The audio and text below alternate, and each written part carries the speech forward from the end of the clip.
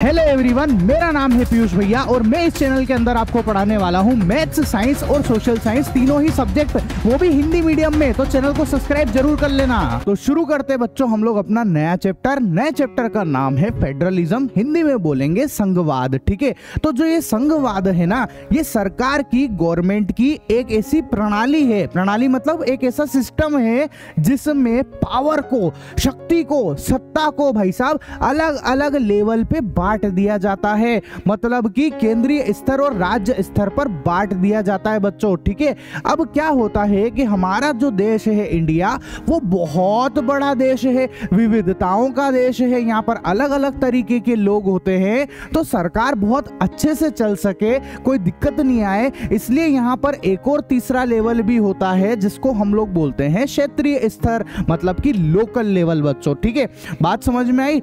इस प्रणाली को, ये जो हमने लेवल जिस तरीके से बांटा है, इसको हम लोग बोलते हैं सत्ता साझेदारी का ऊर्ध्वाधर रूप। ऊर्ध्वाधर मतलब ऊपर से नीचे आने वाला रूप बच्चों। आई बात समझ में? ऐसा कोई जरूरी नहीं है कि हर देश के अंदर जो है संघात्मक शासन हो, मतलब फेडरल गवर्नमेंट हो, है ना। कहीं कहीं पर जो है एकात्मक शासन भी होता है, यूनिटरी गवर्नमेंट भी होती है। ठीक है, अब इन दोनों में अंतर क्या है, चलो उसको समझते हैं। ठीक है, देखो संघात्मक शासन की खासियत यह है कि यहाँ पर जो पावर है ना, मतलब यहाँ पर जो सत्ता है, शक्ति है, वो सारे लेवल पे बांट दी जाती है। मतलब केंद्रीय स्तर के पास में भी पावर होती है, राज्य स्तर के पास में भी पावर होती है और क्षेत्रीय स्तर के पास में भी पावर होती है। ठीक है, अच्छा, लेकिन यहां पर जो एकात्मक शासन है ना, वहां पर पता है बच्चों क्या होता है कि वहां पर पावर जो है सब में बटी हुई नहीं होती है। वहां पर जो है केंद्रीय स्तर के पास में ज्यादा पावर होती है और थोड़ी बहुत पावर जो है वो राज्य स्तर के पास में भी होती है ना। मतलब पावर ज्यादातर जो है वो सब केंद्रीय स्तर पे, सेंट्रल लेवल के पास में ज्यादा होती है।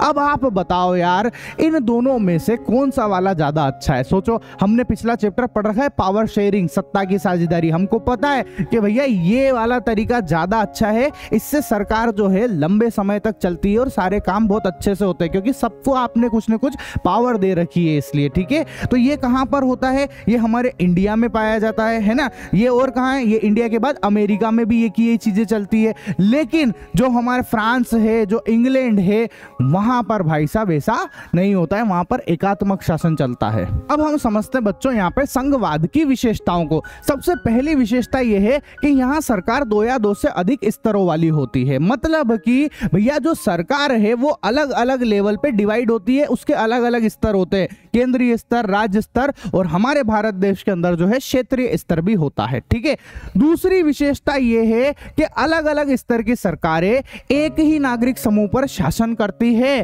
पर कानून बनाने का, टैक्स वसूलने का और प्रशासन का उनका अपना अपना अधिकार क्षेत्र होता है। मतलब कि इस बात को अगर मैं आपको एक छोटे से एग्जांपल से समझाऊं तो ध्यान से सुनना, आपको फटाफट समझ में आ जाएगा। ठीक है, देखो ये है हमारा प्यारा भारत देश। इस भारत देश में मैं रहता हूं बच्चों राजस्थान के अंदर। ठीक है, अब मेरे ऊपर जो है राजस्थान की सरकार भी राज करती है और जो पूरे भारत देश की सरकार है, जो कि कौन है? केंद्र सरकार, वो भी राज करती है। राज मेरे ऊपर दोनों ही सरकार कर रही है। आई बात समझ में? लेकिन कानून बनाने का, कर वसूलने का, कर मतलब टैक्स वसूलने का और प्रशासन का, इन दोनों सरकारों का अपना अपना अधिकार होता है। राज तो दोनों करेगी, पर कानून ये दोनों सरकार अपने अपने हिसाब से बना सकती है, टैक्स अपने अपने हिसाब से वसूल सकती है बच्चों। ठीक है, अब सर इनका कौन कौन सा अधिकार होता है, वो इनको किसने बताया, कहां से आया? तो ये जो अधिकार है बच्चों, ये हमारी संविधान बुक में लिखा हुआ है। ठीक है,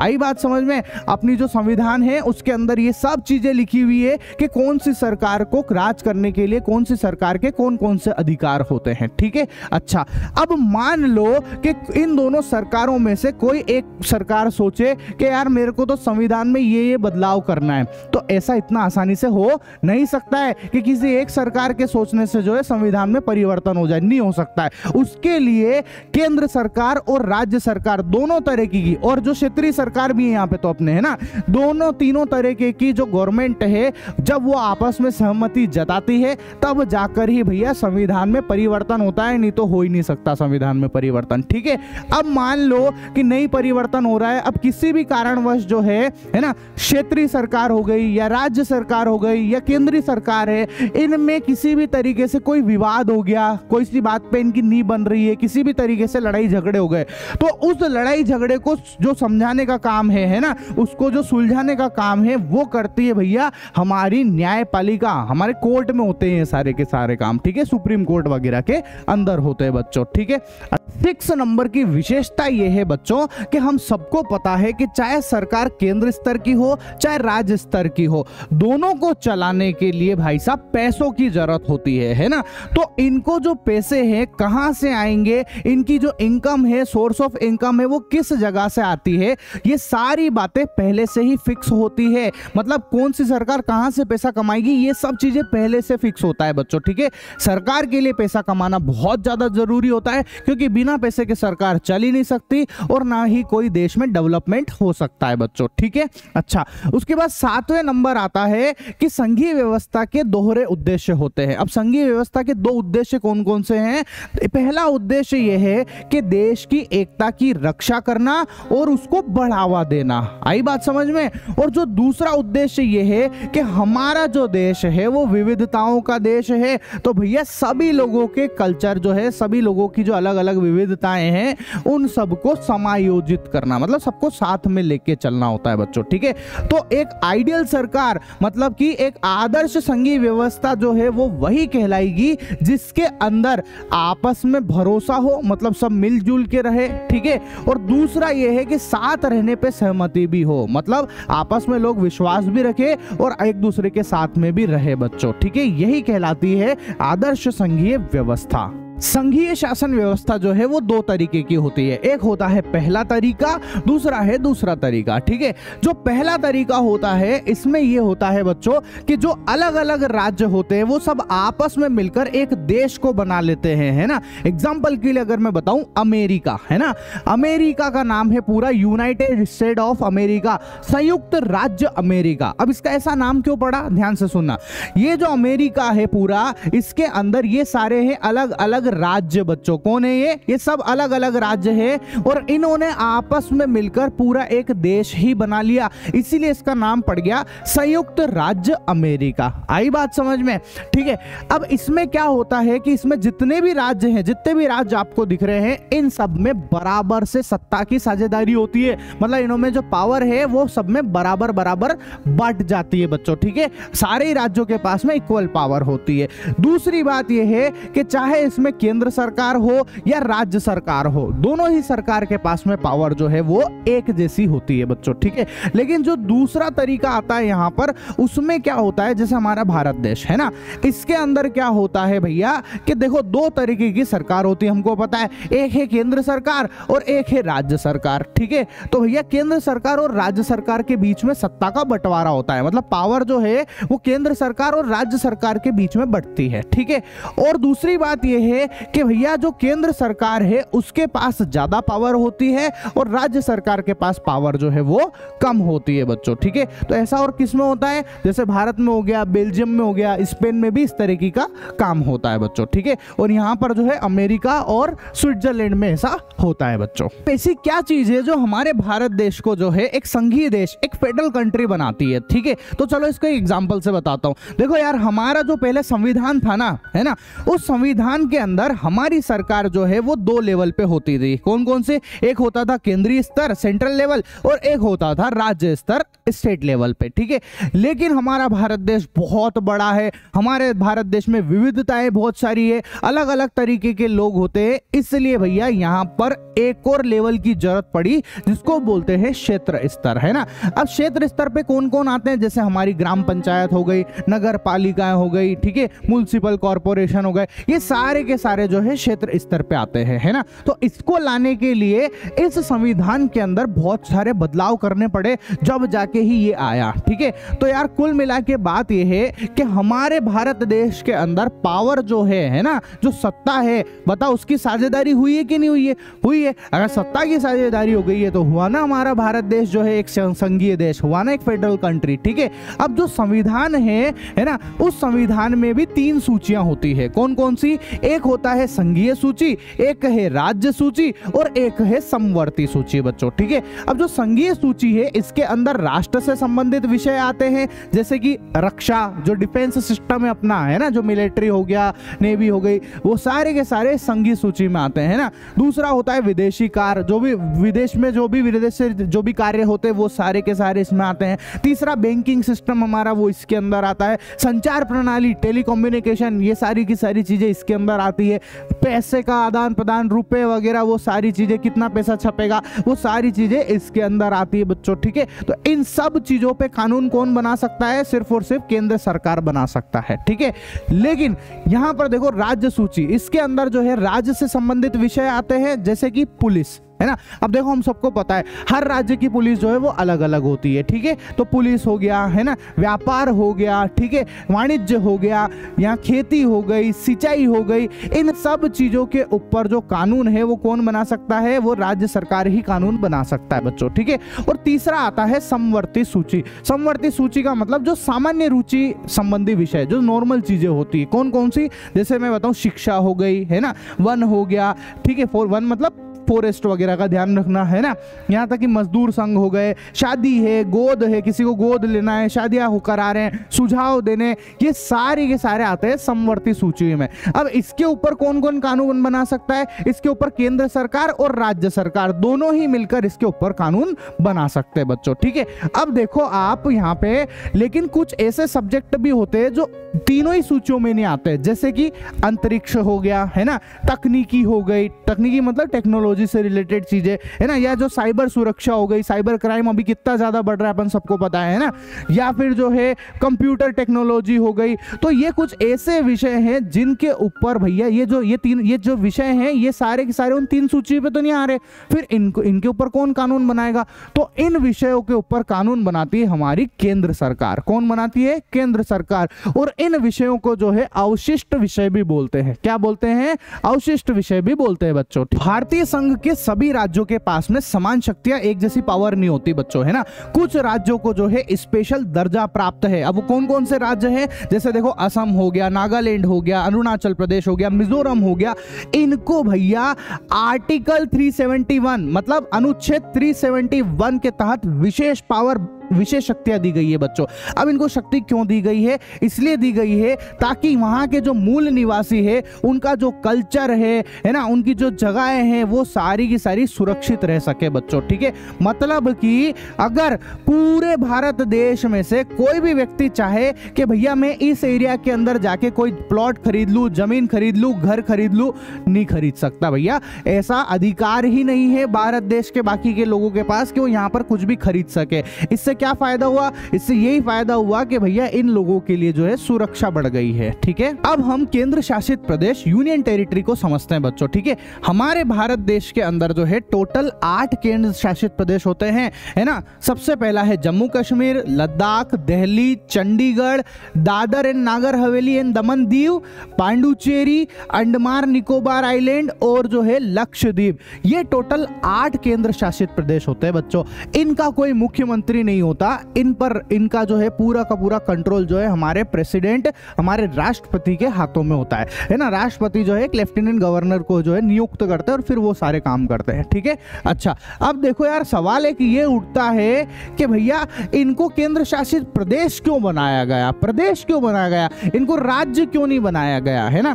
तो उसका जवाब ये है कि एक तो ये जो है बहुत छोटे थे, है ना, छोटे थे, इतने बड़े भी नहीं थे कि इनको राज्य बना दिया जाए। ठीक है, तो ये छोटे होने की वजह से जो है इनको प्रदेश बनाया गया।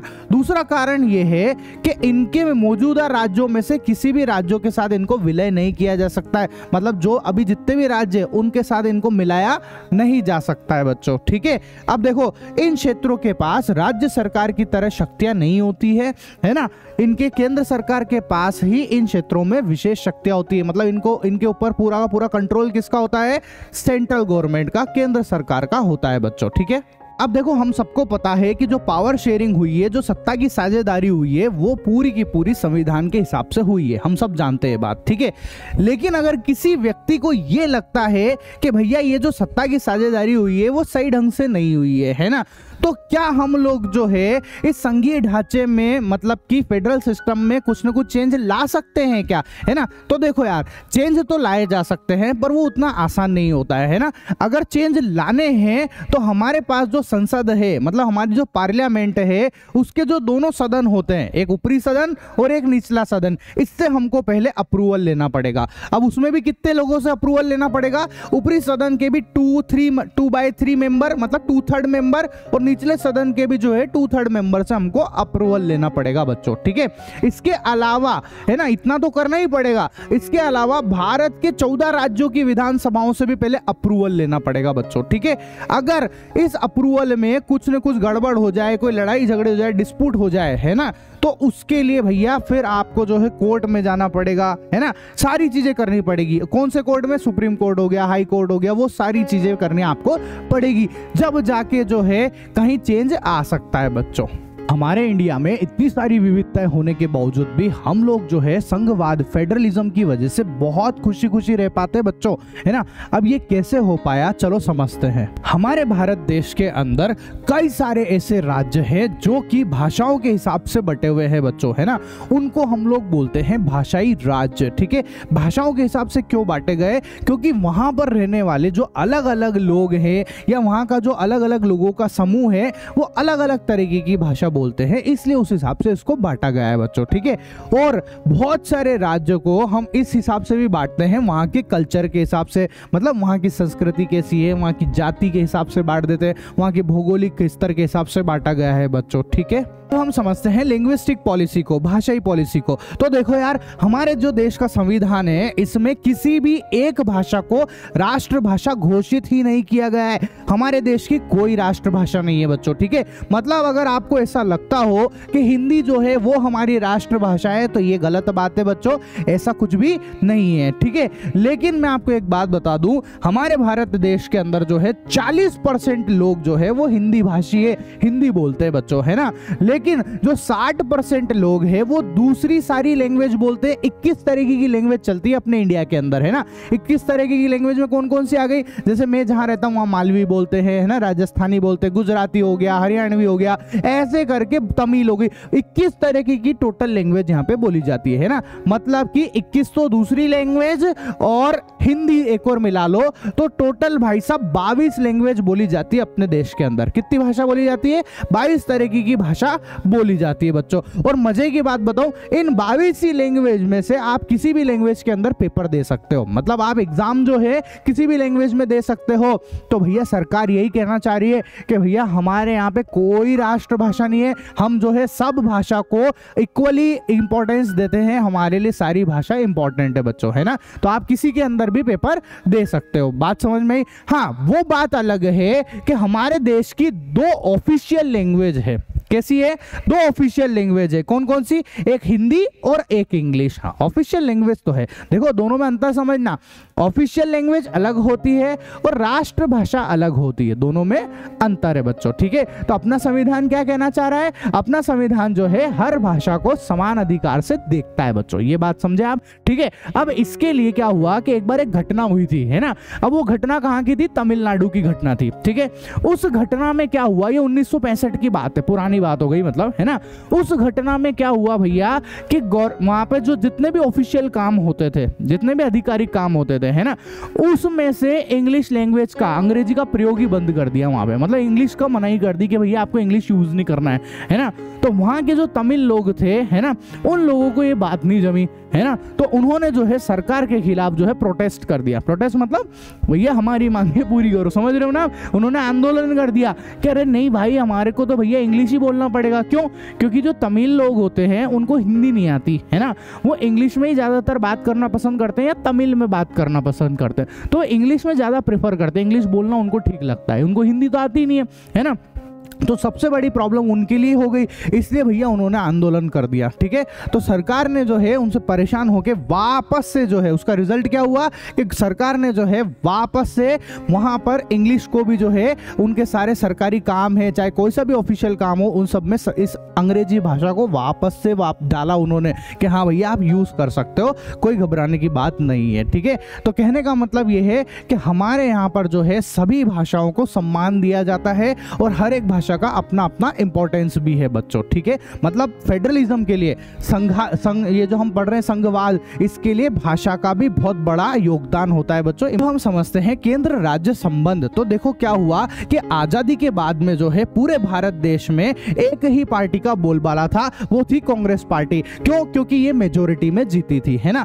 अब होता क्या था कि अगर मान लो किसी एक राज्य में गलती से कोई दूसरी पार्टी जीत भी जाती ना, तो ये जो मेजोरिटी वाली पार्टी है इस छोटी पार्टी को जो है सप्रेस करने की कोशिश करती थी। ऐसा होता ही है, हम सबको पता है कि जो बड़ी पार्टी होगी वो छोटी पार्टी को सप्रेस तो करेगी सी। अब सप्रेस कैसे कैसे करती थी? इनको प्रॉपर फंड नहीं देती थी, है ना, इनके साथ और सारी भी दिक्कतें करती थी, जिसकी वजह से ढंग से काम नहीं कर पाते थे, है ना।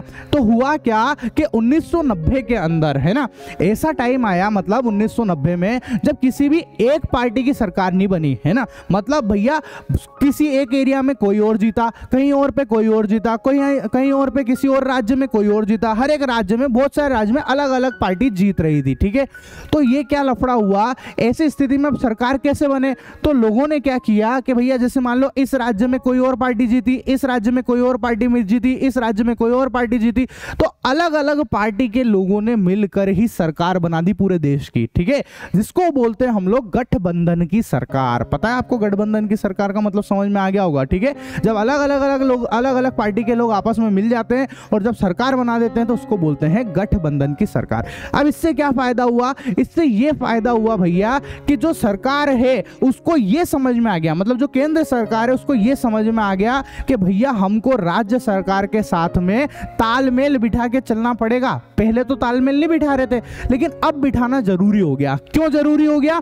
क्योंकि अगर उनको पता है कि भैया अगर हम आगे से कभी फिर हारे या कभी वापस से गठबंधन करने की जरूरत पड़ी और अगर हम राज्य सरकार के साथ में मिलजुल के नहीं रहेंगे तो ये वाली पार्टी जो है, जो भी जिस राज्य में चल रही है, वो हमको दोबारा से सपोर्ट नहीं देगी, फिर हमारे साथ दिक्कतें होने लग जाएगी बच्चों। ठीक है, अब हम समझते हैं भारत के विकेंद्रीकरण को। ठीक है, तो इसका सीधा सा मतलब ये है कि जो पावर है, जो सत्ता है ना, वो केंद्र स्तर और राज्य स्तर से छीन कर क्षेत्र स्तर, मतलब कि लोकल लेवल को दे दी जाए, उसको बोलते हैं भैया विकेंद्रीकरण। ठीक है, अब ऐसा करने की जरूरत क्यों पड़ी, मतलब इन दोनों से छीनना ही क्यों है? तो उसका कारण बताता हूं। देखो, हमारा भारत देश जो है वो बहुत बड़ा है ना।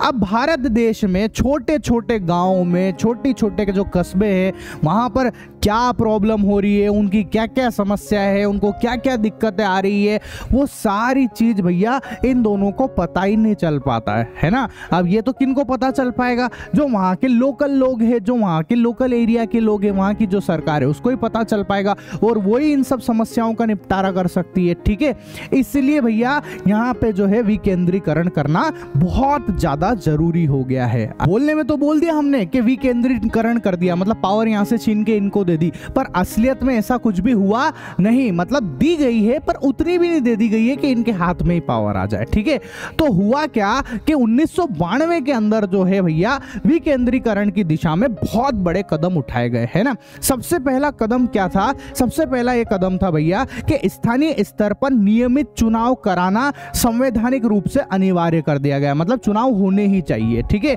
दूसरा पॉइंट ये था कि भैया जो सीटें हैं वो पिछड़े वर्ग के लिए आरक्षित होनी चाहिए, है ना। पिछड़ा वर्ग मतलब एसटी, एससी और ओबीसी के लिए आरक्षित होनी चाहिए, है ना। तीसरा पॉइंट ये था कि जो महिलाएं हैं उनके लिए 1/3 सीटें रिजर्व होनी चाहिए, आरक्षित होनी चाहिए। ठीक है, चौथा पॉइंट ये था कि जैसे पंचायत के चुनाव होते हैं, है ना, या फिर जो है नगर निगम के चुनाव होते हैं, तो इनके लिए भैया एक चुनाव आयोग बनाया गया। किसको बनाया गया? राज्य चुनाव आयोग एक बनाया गया बच्चों। ठीक है, उसके बाद पांचवा पॉइंट ये था कि देखो, राज्य सरकार हो गई, केंद्र सरकार हो गई, इनसे पैसा जो है क्षेत्र स्तर की सरकार को भी आना चाहिए, मतलब लोकल गवर्नमेंट को भी आना चाहिए। इससे क्या फायदा होता है कि जो लोकल एरिया है, जो छोटे गांव वाली जगह है, वहां पर भी जब पैसा आता है तो वहां पर भी डेवलपमेंट होता है बच्चों। ठीक है, अब समझते हैं हम लोग स्थानीय सरकार के प्रकार। ये दो प्रकार की होती है, एक होती ग्रामीण स्थानीय सरकार और दूसरी होती है शहरी स्थानीय सरकार, है ना। तो देखो, ग्रामीण स्थानीय सरकार के अंदर आते हैं पंचायती राज और इसमें आते हैं म्युनिसिपालिटीज, मतलब कि नगर निगम हो गया, नगर पालिका हो गया, ये सब। ठीक है, तो सबसे पहले हम लोग समझेंगे पंचायती राज को। किसको समझ रहे हैं? पंचायती राज को समझ रहे बच्चों। ठीक है, तो ये होती है ग्राम पंचायत। अब इस ग्राम पंचायत के अंदर होते हैं भैया, इस ग्राम पंचायत के अंदर चुने जाते हैं वार्ड पंच, जिनको वार्ड मेंबर भी बोलते हैं, है ना। इन वार्ड पंच के ऊपर एक और चुना जाता है, वो कहलाता है हमारा सरपंच साहब। सरपंच साहब कौन आता है? सरपंच साहब। ये सरपंच साहब जो है इन सबके हेड होते हैं और इनके पास में डिसीजन होता है गांव की तरक्की करने का, गांव में डेवलपमेंट कराने का, गांव की साफ सफाई कराने का, नालियां साफ करने का, इन सारी चीजों का डिसीजन जो है हमारे सरपंच साहब के पास में होता है। ठीक है, इनके पास में भी पावर होती है पर इनके पास में ज्यादा पावर होती है बच्चों। ठीक है, अब देखो, एक ग्राम पंचायत जो है उसके अंदर ये सारी चीजें होती है। ऐसे ही अगर बहुत सारी ग्राम पंचायतों को अगर हम आपस में मिला दें, मतलब कि किसी एक गांव की ग्राम पंचायत, किसी एक गांव की ग्राम पंचायत, ऐसे अलग अलग ग्राम की ग्राम पंचायतों को मिलाकर हम बोल देते हैं पंचायत समिति। क्या बोलते हैं बेटा? पंचायत समिति बोल देते हैं। ठीक है, ऐसे ही जब बहुत सारी पंचायत समिति आपस में मिल जाए, मतलब कि ऐसी जगह जिसमें बहुत सारी पंचायत समिति आती हो, उसको हम लोग बोल देते हैं जिला परिषद। क्या बोलते हैं बेटा? जिला परिषद बोल दिया जाता है उसको। ठीक है, तो हमने क्या देखा? हमने ये देखा कि सबसे पहले आते हैं ग्राम पंचायत, है ना। उसके बाद ग्राम पंचायत का जो हेड होता है वो कहलाता है सरपंच। क्या कहलाते हैं? सरपंच साहब कहलाते हैं। फिर आते हैं पंचायत समिति, है ना। उसके बाद आता है भैया जिला परिषद। जिला परिषद का जो हेड होता है उसको कहते हैं जिला परिषद चेयरपर्सन। बच्चों आई समझ में बात? अब समझते हैं हम लोग शहरी स्थानीय सरकार। अब ये जो शहरी स्थानीय सरकार है, ये जो बड़ी बड़ी सिटीज होती है वहां पर होती है। ठीक है, तो इनके अंदर होती है बच्चों नगर निगम। कौन होती है? नगर निगम होती है। और उस नगर निगम का जो चेयरपर्सन होता है उसको हम लोग बोलते हैं भैया नगर निगम का राजनीतिक प्रमुख। ठीक है, अच्छा, उसके बाद जो बड़ी सिटी नहीं होके उनसे थोड़ी छोटी सिटी होती है, जैसे कस्बे हो गए, स्मॉल सिटीज मतलब, है ना, उनके अंदर होती है बच्चों नगर पालिका। क्या होती है? नगर पालिका। और नगर पालिका का जो हेड होता है उसको बोलते हैं भैया नगर पालिका का चेयरमैन, मतलब उसका राजनीतिक प्रमुख बोला जाता है बच्चों। ठीक है, अच्छा,